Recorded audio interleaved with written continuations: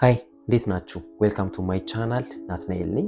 በዚህ ቻናል ከመጽሐፍት ከህይወት ኤክስፒሪየንስ እንዲሁም ከተለያዩ ቦታዎች ላይ ያገኟቸውን እውቀቶች እናንተም ራሳችሁን ለማሳደግ እንዲያግዛችሁ ተግባራዊም በሚሆን አመቺ በሆነ መልኩ ሀሳቦችን እውቀቶችን አካፍላችኋለሁ ማለት ነው። ለማደግ ለመማር እንዲሁም ደግሞ ኤክስትራ ኦርዲነሪ ለመሆን ዝግጁ ከሆናችሁ ትክክለኛው ቦታ ላይ ያላችሁት ማለት ነው። ሰብስክራይብ በማድረግ ቤተሰብ መሆን ትችላላችሁ። በዛሬው ቪዲዮአችን መጽሐፍ የማንበብ ልማድን እንዴት በቀላሉ መገንባት እንደምትችሉ ነው ማካፍላችሁ። እንደምታውቁት ብዙ እውቀቶችን ከምታገኙባቸው መንገዶች ውስጥ አንዱ መጽሐፍ በማንበብ ነው። እንዲሁም ደግሞ ብዙ ስኬታማ የሚባሉ ሰዎችን ካያችሁ አብዛኞቹ መጽሐፍ የማንበብ ልማድ አላቸው። እናንተም ይህንን ሀቢት እንዴት በቀላሉ መገንባት እንደምትችሉ ከኔም ኤክስፒሪየንስ ጭምር እንዴት ያንን ሀቢት ቢውልድ እንዳደረኩት አካፍላችኋለሁ ማለት ነው። አይኖ በደንብ ረዳችኋለሁ። ከባድ ሊመስል ይችላል፣ ወይም ደግሞ ከዚህ በፊት ይህን መጽሐፍ የማንበብ ልማድ እየጀመራችሁ እያቋረጣችሁ ተቸግራችሁ ሊሆን ይችላል። ግን በዛሬው ቪዲዮ መፍትሄውን አብረን በደንብ እናያለን ማለት ነው። አስታውሳለሁ እኔ ከዛሬ 2 ዓመት በፊት ነበር መጽሐፍ የማንበብ ጆርኒን የጀመርኩትኝ ማለት ነው። ያኔ በትንሹ ሀቢት እያደረግኩ የጀመርኩት ልማድ እስካሁን ባለኝ በገነባውት ልማድ መሰረት ስጎብስ በሳምንት አንድ መጽሐፍም የምጨርስበት ጊዜ አለ ማለት ነው። ቀጥታ ወደ መፍትሄው ከመግባቴ በፊት መጽሐፍ ማንበብን ስታስቡ ማወቅ ያለባችሁን 3 ቁልፍ ነገሮችን ላካፍላችሁ። የመጀመሪያው ነገር የምትወዱትን መጽሐፍ ማንበብ ነው። የሆነ ሰው የሆነ መጽሐፍ ስለተመቸው እናንተም ይመቻችኋል ማለት አይደለም። ስፔሻሊ መጽሐፍ ሀቢት ማድረግን ስትጀምሩ በጣም ሃይሊ ሪኮመንድ ማደርጋችሁ ነገር ከምትወዷቸው መጽሐፎች ማንበብ እንድትጀምሩ ነው። ለምሳሌ እኔ ያኔ ስጀምር ፐርሰናል ዴቨሎፕመንት፣ ሰልፍ ኢምፕሩቭመንት ላይ ያሉ መጽሐፎችን ነበር ማለት ነው። እንዲሁም ደግሞ ስፒሪቹዋል መጽሐፎችን ስቲል የሚመቸኝ መጽሐፎች እንደዚህ አይነት መጽሐፎች ናቸው። እኔ ብዙም ፊክሽን ምናምን ማንበብ የምወድ ሰው አይደለም። ግን እናንተ ሜቢ ፊክሽን የምትወዱ ከሆነ ሀቢት ለማድረግ ስፔሻሊ ከምትወዱት መጽሐፍ ማንበብ መጀመር በጣም አሪፍ ነው ማለት ነው። ሁለተኛው ቁልፍ ማወቅ ያለባችሁ ነገር ደግሞ የምታነቡትን ነገር ትርጉም ስጡት።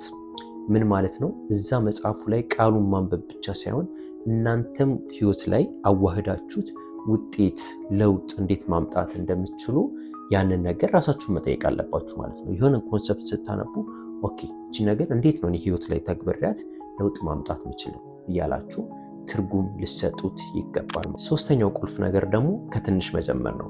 እዚህ ጋር ብዙዎቻችንን ኢጎም በተፈተነ ነገር ይመስለኛል እና ሁሉም ነገር ሲጀመር ከትንሽ ነው የሚጀመረው። ምንድነው ማድረግ ያለብን? ሀቢት ያላደረግናቸውን ነገሮች ስፔሻሊ ልማድ ያላደረግናቸውን ነገሮች በከባድ በትልቁ መስራት ያስኬዳል፣ ግን ለተወሰነ ጊዜ ነው። እኛ ደግሞ በዋነኝነት የምንፈልገው አንድ የማንነታችን አካል እንዲሆን ስለሆነ በትንሹ እንጀምራለን። ከዛ ሞመንተሙን እያስቀጠልን እየጨመረን እንሄዳለን ማለት ነው። ሶስተኛው ቁልፍ ነገር ይሄ ነው። ወደ መፍትሄው ስመጣላችሁ እኔም መጽሐፍ የማንበብ ሀቢት በደንብ ቢውልድ እንዳረግ ያገዘኝ ኢቨን ለመጽሐፍ ማንበብ ብቻ አይደለም ለተለያዩ ነገሮችም ተጠቅሜያለሁ ማለት ነው።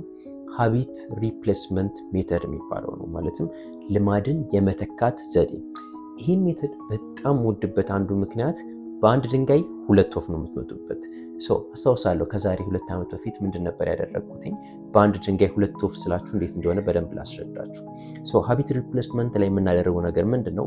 መጀመሪያ አንድ ባድ ሀቢት እናወጣለን፣ መቀየር መለወጥ የምንፈልገውን መጥፎ የምንለውን ልማድ። ከዛ በኋላ እሱ ላይ በምትኩ የምንተካውን ደግሞ ጥሩ ልማድም እናስቀምጣለን ማለት ነው። ምክንያቱም ልማድ ናቹራሊ ሪፕሌስ ነው የሚደረገው እንጂ ዝም ብሎ አንድ መጥፎ ልማድን ማጥፋት የሚባል ነገር ትግል ነው የሚሆን። ስለዚህ ሀቢት ሪፕሌስ ስለሆነ ሀቢት ይተካል እንጂ ስለማይጠፋ አንድ ባድ ሀቢት አወጣሁኝ። በወቅቱ በጣም ባድ ሀቢት የነበረው እኔንም እየጎዳኝ የነበረው ነገር ምንድን ነው? ሶሻል ሚዲያ ላይ በጣም ስክሪን ታይሜ ጨምሮ ነበር። ስለዚህ ያን ሶሻል ሚዲያ ላይ ያለኝን ስክሪን ታይም መቀነስ ነበር የፈለግኩትኝ። በምትኩ መተካት የፈለግኩት ጥሩ ልማድ ደግሞ መጽሐፍ የማንበብ ልማድ ነበር ማለት ነው። ስለዛ እሱ ሜተድ ነው የተጠቀምኩት ማለት ነው። እንደ መርህ የምከተላት ነገር ራሱ ነበረች። ሶሻል ሚዲያ ስላችሁ ስፔሲፊካሊ እንደውም ቲክቶክን ነበረ በወቅቱ ማለት ነው።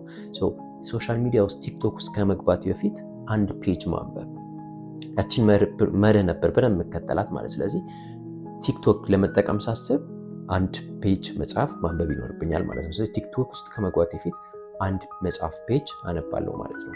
ካላነበብኩኝ አልገባም ቲክቶክ ውስጥ ማለት ነው። እዚች ጋር ግን ለራስ ቃል ታማኝ መሆን በጣም ይፈልጋል። ምክንያቱም ይፈትናችኋል አዲስ ነገር ስለሆነ ማለት ነው። እንደዛ እያልኩኝ በትንሹ ጀመርኩኝ። ከዛ በኋላ ሞር ስክሪን ታይም እየቀነሰ መጣ። ይሄ መጽሐፍ የማንበብ ሀቢቱ በደንብ እየጨመረ መጣ ማለት ነው። ስለዚህ እናንተ አንድ ማትፈልጉትን መቀየር የምትፈልጉትን ባድ ሀቢት አስቀምጡ። እዛ ሀቢት ላይ ይህን መጽሐፍ የማንበብ ጥሩ ልማድ ሪፕሌስ አድርጋችሁ ታስገባላችሁ። በጣም ደስ የሚለው ነገር ያን ማትፈልጉትን መጥፎ ልማድ እሱን ታስወግዱታላችሁ። ከዛ በምትኩ ደግሞ ጥሩ ልማድ አዲስ ህይወታችሁ ላይ ትጨምራላችሁ ማለት ነው። ወይም ደግሞ በተቃራኒው እናንተ ሌላ ምን ሜተድ መጠቀም ትችላላችሁ? ሀቢትን ስቲክ ማድረግ ምን ማለት ነው? ይህ ደግሞ ልማድን ማቆራኘት ይባላል። ከምንወዳቸው ነገሮች ጋር አሁንም አዲሱን ልማድ ማቆራኘት። ለምሳሌ ቡና መጠጣት የምትወዱ ከሆነ ቡና የምትጠጡ ጊዜ ላይ መጽሐፍን የማንበብ ልማድ እንደዚህ ያደረጋችሁ ከምትወዷቸው ነገሮች ጋርም ደግሞ ልማድን የማስተሳሰር ዘዴንም መጠቀም ትችላላችሁ ማለት ነው። ይሄ ሜተድ በእርግጠኝነት በደንብ ይጠቅማችኋል። በትንሹ ጀምሩት፣ ከዛ እያለ እያደገ ይሄዳል ማለት ነው። የዛሬው ቪዲዮአችን ይህን ይመስላል ማለት ነው። ሆፕፉሊ በጣም ጠቃሚ ነገሮች እንዳካፈልኳችሁ አምናለሁ። ሀሳባችሁን ኮሜንት ሴክሽን ላይ አካፍሉኝ። ሌሎችንም እንሰራላችሁ የምትፈልጉት ቪዲዮ ካለ በኮሜንት ሴክሽን ላይ አሳውቁኝ። በሌላ ቪዲዮ እንገናኛለን። መልካም ጊዜ